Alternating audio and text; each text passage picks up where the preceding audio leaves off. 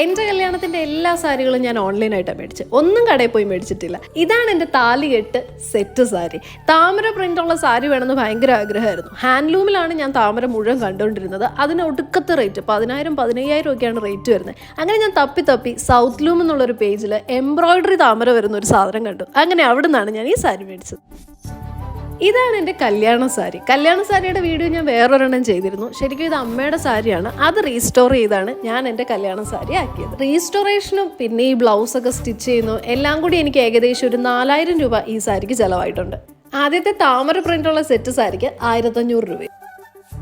അടുത്തത് എൻ്റെ മന്ത്രകോടി. അത് ഭർത്താവിൻ്റെ വീട്ടുകാർ നമുക്ക് തരുന്നതാണ്. എൻ്റെ ഡിമാൻഡ് അനുസരിച്ചാണ് ഈ ഒരു കളർ കോമ്പിനേഷനിൽ സാരി എടുത്തത്. അതും ഓൺലൈൻ തന്നെയാണ് പർച്ചേസ് ചെയ്തത്. ഈ ഒരു കളർ കോമ്പിനേഷനുള്ള പട്ട് സാരി തപ്പി ഞാൻ കട മുഴുവൻ നടന്നു.